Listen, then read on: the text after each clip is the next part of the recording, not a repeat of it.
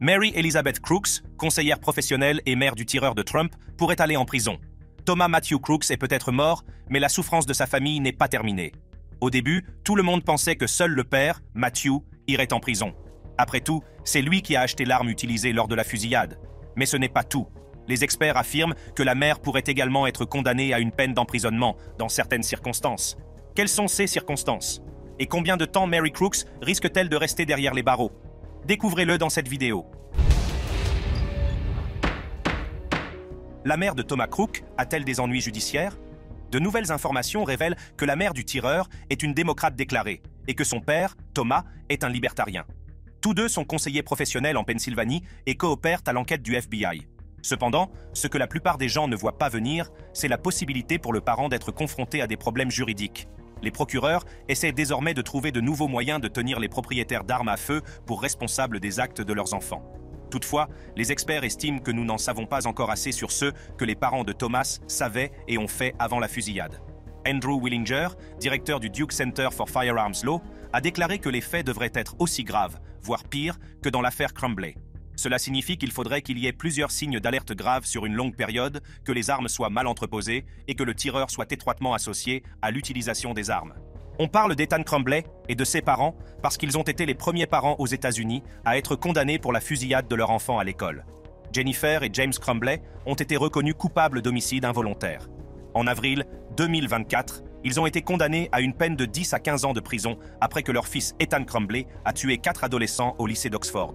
L'accusation a déclaré que les Crumbley avaient négligé leur devoir d'empêcher la fusillade, même s'ils ne savaient pas que leur fils la préparait. Ils avaient acheté à Ethan l'arme de poing utilisée lors de l'attaque et Jennifer l'avait emmené s'entraîner au tir dans un stand de tir. Comme les Crumbley, le père de Thomas Crooks a également acheté l'arme utilisée lors de la fusillade de Trump. Les Crumbley ont également ignoré les signes des problèmes de santé mentale de leur fils. Ethan a envoyé un SMS à sa mère disant qu'il entendait des choses et voyait des démons dans la maison. Il a également mentionné que son père lui avait donné des pilules et que sa mère avait ri lorsqu'il avait dit qu'il entendait des voix. Dans son journal, Ethan a écrit que ses parents ne voulaient pas l'écouter ou lui trouver un thérapeute. Les avocats de la défense des Crumbleys ont fait valoir que l'affaire ne reposait sur aucune base juridique et qu'il était erroné de blâmer les parents pour les actes de leur fils. Ils ont également affirmé que l'école n'avait pas pleinement informé les Crumbley des problèmes de leur fils et que le père était responsable de l'arme. La juge Cheryl Matthews a alourdi la peine de 10 à 15 ans pour décourager un tel comportement et parce que les parents n'ont pas empêché l'agression. Elle a expliqué que les parents avaient eu de nombreuses occasions d'empêcher la situation d'empirer, mais qu'ils les avaient ignorées. La peine n'est pas due à une mauvaise éducation, mais au fait qu'ils n'ont pas agi lorsqu'ils en avaient la possibilité. Dans le cas de la fusillade de Trump, Adam Garber, directeur exécutif de Ceasefire PA, un groupe de prévention de la violence armée, a déclaré que ce que les parents savaient pourrait aider à décider si des accusations seraient portées contre eux. Il a mentionné 2 questions essentielles à prendre en compte. Que savaient les parents de Crooks de ce que leur fils prévoyait de faire et quand l'ont-ils appris? Comment Thomas Crooks s'est-il procuré l'arme et savait-il où il allait? À l'heure actuelle, il est peu probable que les parents de Thomas soient poursuivis au pénal, car la Pennsylvanie n'a pas de loi sur la conservation des armes à feu en toute sécurité, et Thomas est âgé de plus de 18 ans. Le jour de la fusillade, Matthew Crooks a appelé la police parce que son fils, Thomas, et un fusil de type AR avaient disparu. Il pensait que Thomas était au stand de tir et qu'il reviendrait à 13 h. Comme Thomas n'est pas revenu, Matthew s'est inquiété et a appelé la police. Thomas Crooks a recherché des informations sur le tireur de masse Ethan Crumbley avant d'essayer de tuer l'ancien président Donald Trump lors d'un rassemblement à Butler, en Pennsylvanie, le 13 juillet 2024. Le FBI a trouvé ces informations dans l'historique de recherche de son téléphone après l'avoir déverrouillé.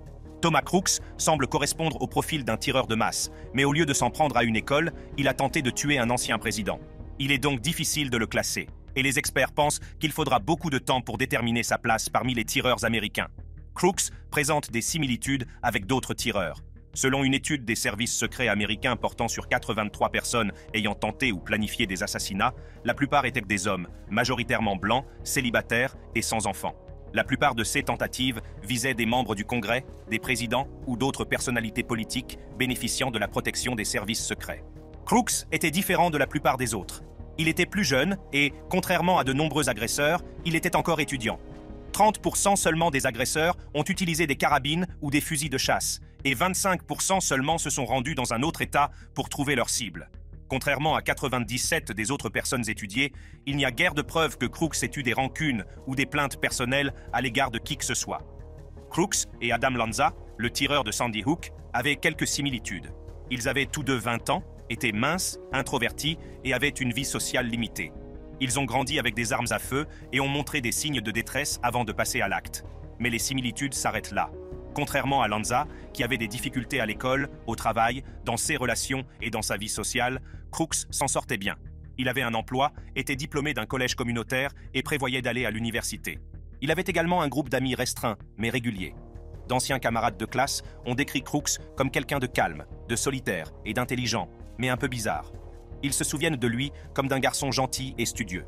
Certains ont dit qu'il était victime de brimades, tandis que d'autres ne l'ont pas remarqué. On se souvient également qu'il portait des tenues de chasse et des masques chirurgicaux à l'école et qu'il avait une ambiance rétro qui le rendait un peu différent. Certains camarades de classe se souviennent de Crooks comme d'un conservateur, tandis que d'autres n'ont pas remarqué d'opinion politique. Un camarade de classe a mentionné que Crooks avait des amis conservateurs qui portaient parfois des casquettes à l'effigie de Trump. Deux anciens camarades de classe se souviennent que Crooks a été exclu de l'équipe de tir de l'école parce qu'il était mauvais tireur. Un autre a déclaré qu'il était un conservateur déclaré. Une ancienne camarade de classe, qui a souhaité garder l'anonymat, a déclaré qu'elle avait été choquée d'apprendre que M. Crooks était le tireur du rassemblement de Trump, car il était toujours discret et se tenait à l'écart. Les voisins ont décrit Thomas Matthew Crooks comme quelqu'un de calme, de timide et de gentil. Dean Sierka, qui vivait à proximité, a déclaré qu'il connaissait Thomas Matthew Crooks et ses parents, les qualifiant de personnes très gentilles. La fille de M. Sierka, Lily, est allée à l'école avec M. Crooks de l'école primaire au lycée et se souvient de lui comme d'une personne calme et timide. Un autre voisin, un chef de chantier, John Wolfe, a indiqué que plusieurs voisins étaient inquiets et effrayés. Les voisins ont également remarqué des panneaux pro-Trump dans la cour de la famille de Crooks. Les professeurs de l'université, le conseiller du lycée et les éducateurs ont décrit Crooks comme un étudiant réfléchi et dévoué qui excellait dans ses devoirs. Un enseignant a mentionné un projet dans le cadre duquel Crooks a créé un jeu d'échecs imprimé en 3D avec du braille pour les joueurs aveugles en soulignant le soin qu'il y a apporté. Un autre membre du personnel a déclaré qu'il était surprenant et choquant de voir Crooks, qui semblait se destiner à une carrière d'ingénieur, se tourner vers la violence. L'employeur de M. Crooks, Marcy Grimm, du Bethel Park Skilled Nursing and Rehabilitation Center, où travaillait M. Crooks, a également été choqué et attristé par son implication dans la fusillade. Elle a souligné que M. Crooks faisait bien son travail et que la vérification de ses antécédents n'avait rien révélé d'anormal. On ne sait toujours pas ce qui a poussé Crooks à tenter l'assassinat, et les experts affirment qu'il faut comprendre sa motivation pour prévenir de nouveaux attentats et déterminer s'il existe un risque de nouvelles violences politiques. Examinons la chronologie complète de l'incident. Chronologie de la tentative d'assassinat. Vers 17h51, la police de l'État de Pennsylvanie a alerté les services secrets des États-Unis au sujet d'un individu suspect muni d'un télémètre près du site du rassemblement. Les services secrets ont reçu cette information 20 minutes avant la fusillade. À 17h52, les services secrets ont rapidement informé leur équipe de contre-tireurs et leurs agents d'intervention de la présence de la personne suspecte. À ce moment-là, on ignorait que la personne était armée. Vers 18h03, l'ancien président Donald Trump a commencé son discours au Butler Farm Show en Pennsylvanie. Il était bien connu ici, car la foule l'avait fortement soutenu lors de l'élection de 2020. Vers 18h09, des personnes présentes au rassemblement ont remarqué un tireur sur le toit d'un bâtiment situé à proximité, à une distance de 410 pieds de la scène. Cela s'est passé 2 minutes avant que des coups de feu ne soient tirés. Des vidéos montrent des personnes tentant d'alerter la police au sujet du tireur. Un témoin a décrit avoir vu un homme ramper sur le toit d'un bâtiment voisin à une 50aine de mètres. Ils se sont montrés l'un à l'autre et ont clairement remarqué qu'il portait un fusil. Dans les 12 secondes précédant le premier coup de feu, des vidéos montrent un officier faisant le tour du bâtiment. Les gens criaient qu'il y avait un tireur sur le toit. Vers 18h11, des gens couraient et criaient que le tireur était sur le toit. À peu près au même moment, alors que l'ancien président Donald Trump s'exprimait sur l'immigration, le premier coup de feu a été tiré par le futur assassin. C'est le début d'une situation terrifiante et chaotique. Une seconde après le premier coup de feu, 2 autres coups de feu ont retenti. Les 3 coups de feu proviennent de la droite de Trump, ce qui indique la direction du tireur.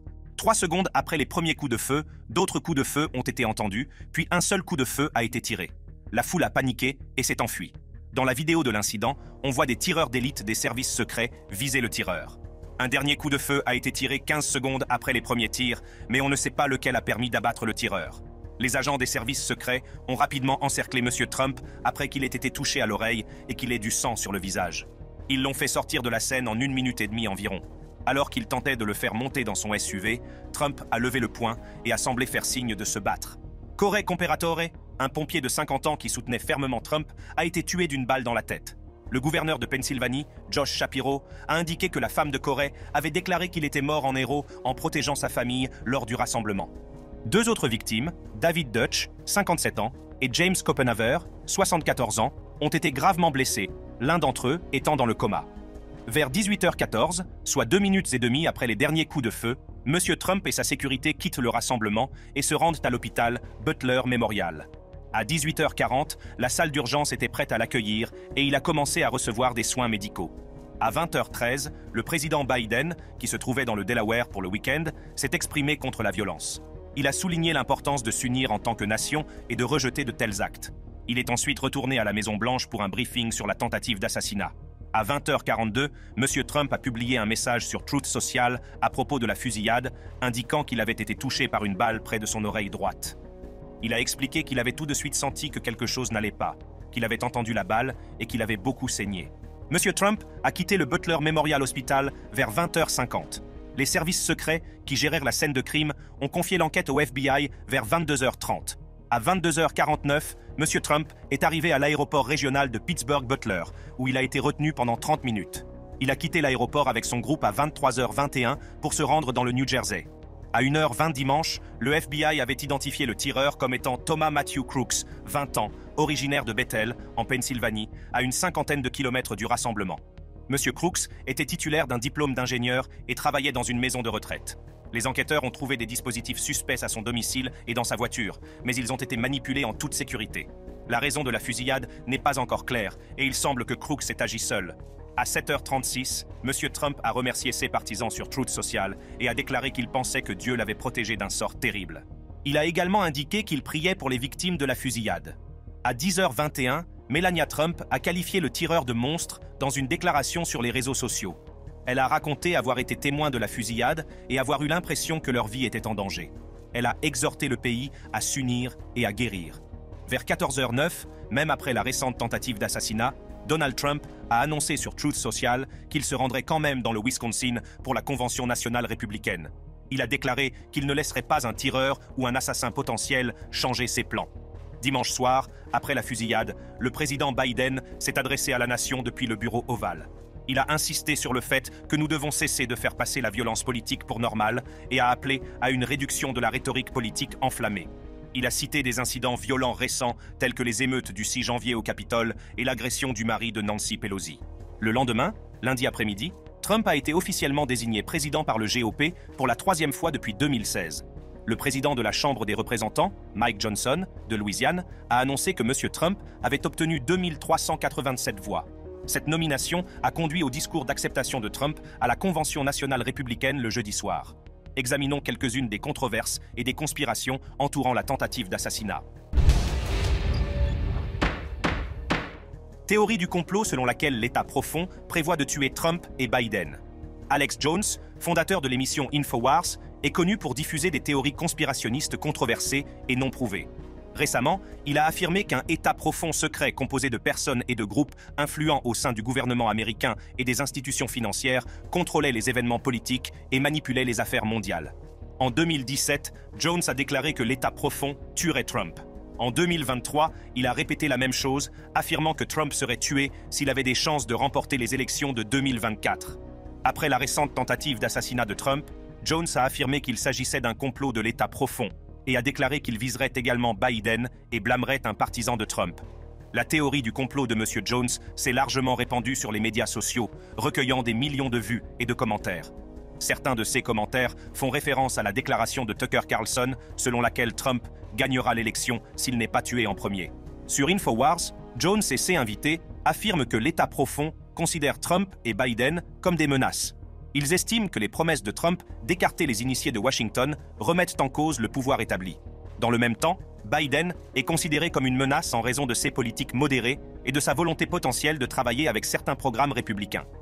Jones a suggéré que l'État profond aurait pu envisager d'éliminer Trump et Biden en utilisant des méthodes telles que le poison, de faux accidents et d'autres tactiques inhabituelles. Il a affirmé que le Coca-Cola de Trump pouvait être empoisonné et a supposé que des accidents de voiture ou d'avion pouvaient être mis en scène pour dissimuler des assassinats. Jones a parfois relié ses prétendues tentatives d'assassinat à des théories spécifiques. Par exemple, il a affirmé que le diagnostic de Covid-19 posé par Trump en 2020 était en fait une tentative d'assassinat. Il a également suggéré que l'utilisation d'un téléprompteur par Joe Biden témoignait d'un déclin cognitif dû à un empoisonnement secret. Jones parle souvent d'une source anonyme qu'il appelle un initié des services secrets. Cette personne est censée lui fournir des informations sur les activités de l'État profond et les complots d'assassinat. Cependant, Jones donne rarement des détails sur cette source, et il n'y a aucun moyen de vérifier son existence ou ses affirmations. Monsieur Jones fait souvent le lien entre l'État profond et ce qu'il appelle le complexe de renseignement militaire. Il accuse la CIA et d'autres agences de renseignement d'être impliquées dans des complots d'assassinat. Il estime que ces agences, connues pour leur changement de régime et leurs assassinats politiques à l'étranger, s'en prennent désormais aux dirigeants américains qui s'opposent à leur programme mondialiste. Jones se décrit souvent, ainsi que ses partisans, comme des patriotes luttant contre un gouvernement corrompu et secret. Certaines théories du complot suggèrent que Trump est attaqué parce qu'il s'oppose au sionisme. Tout au long de sa carrière politique, Trump a été accusé d'avoir tenu des propos antisémites. En 2015, il a déclaré à un groupe juif que les juifs voulaient contrôler les politiciens avec de l'argent. En tant que président, il a déclaré que les juifs qui votent pour les démocrates sont déloyaux envers Israël. En 2024, il a affirmé que les démocrates juifs détestaient leur religion et Israël. Des dirigeants juifs, dont le rabbin Rick Jacobs, ont condamné ces commentaires qu'ils considèrent comme dangereux et erronés. Monsieur Trump entretient une relation complexe avec le sionisme et Israël. Il a pris des mesures favorisées par les sionistes chrétiens américains et les groupes religieux israéliens, comme le transfert de l'ambassade des États-Unis à Jérusalem et le soutien aux colonies juives dans les zones contestées. Sa fille Ivanka s'est convertie au judaïsme orthodoxe et sa famille est juive. Monsieur Trump fait souvent état de son soutien indéfectible à Israël, affirmant qu'il a fait plus pour ce pays que n'importe quel autre président auparavant. Son administration comprenait d'importants sionistes chrétiens comme le vice-président Mike Pence et le secrétaire d'État Mike Pompeo, qui soutenaient Israël dans le cadre de leurs convictions religieuses. De nombreux partisans de Trump étaient des évangélistes blancs qui pensaient que l'État moderne d'Israël correspondait aux prédictions bibliques. Récemment, M. Trump s'est montré plus critique à l'égard d'Israël, notamment en ce qui concerne ses actions à Gaza. Il estime qu'Israël nuit à son image publique en montrant des vidéos de démolition et a critiqué le Premier ministre israélien Benjamin Netanyahou pour ne pas avoir été prêt à faire face à l'attaque du Hamas. M. Trump a également qualifié le groupe militant Hezbollah d'intelligent. Ces remarques ont contrarié de nombreux juifs américains qui estiment que M. Trump renforce des stéréotypes néfastes.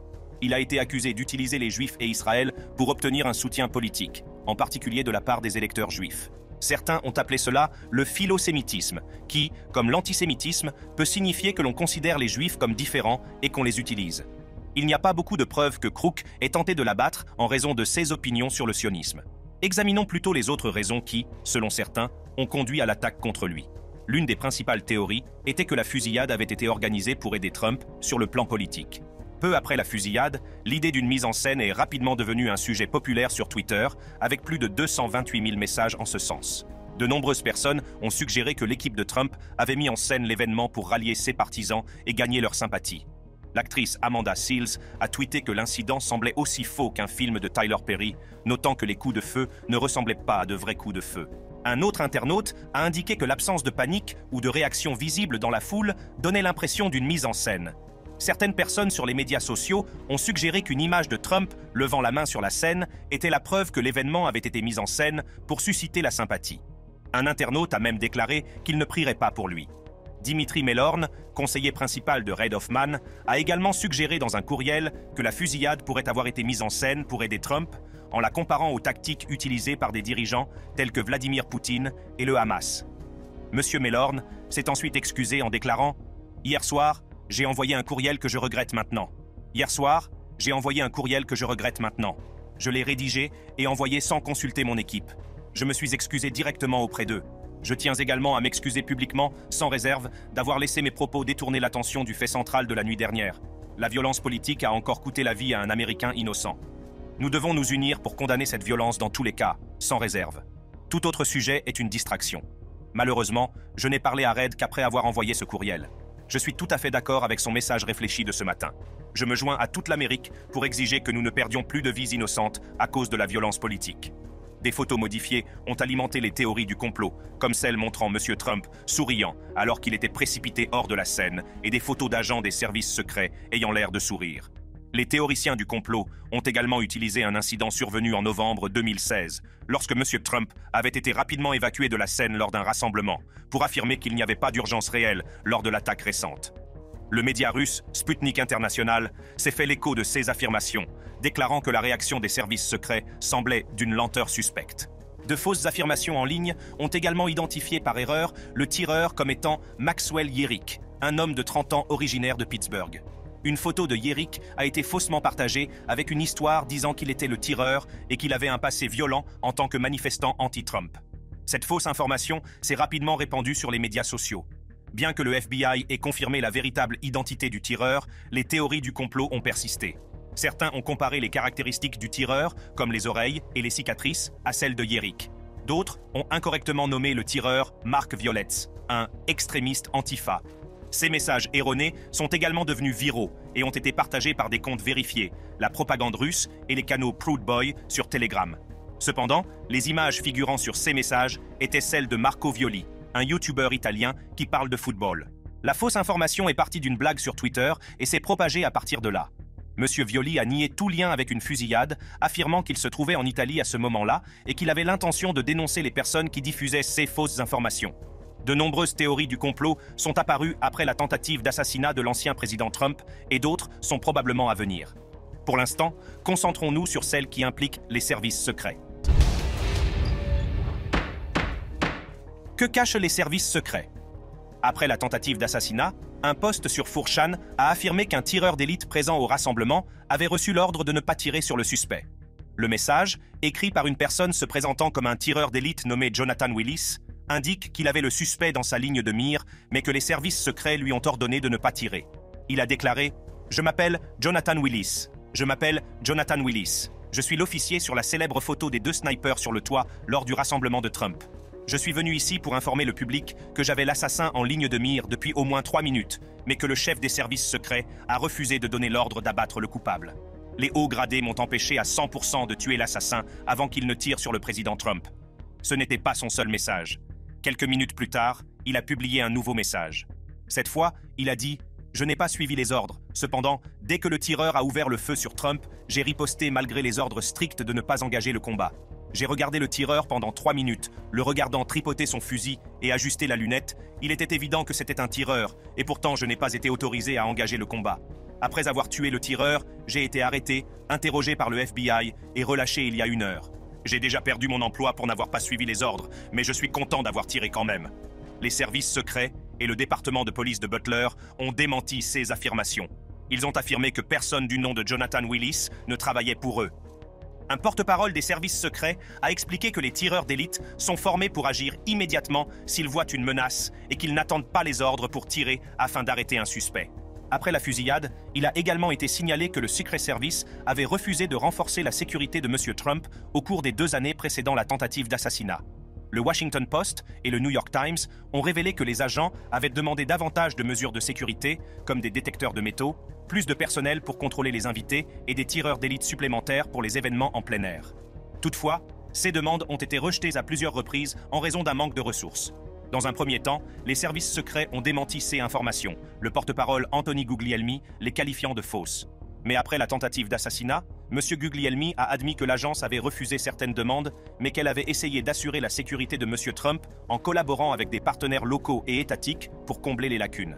Des agents des services secrets auraient également quitté le rassemblement de M. Trump à Butler, en Pennsylvanie. Ils ont été retirés pour protéger la première dame Jill Biden lors d'un autre événement à Pittsburgh, en Pennsylvanie.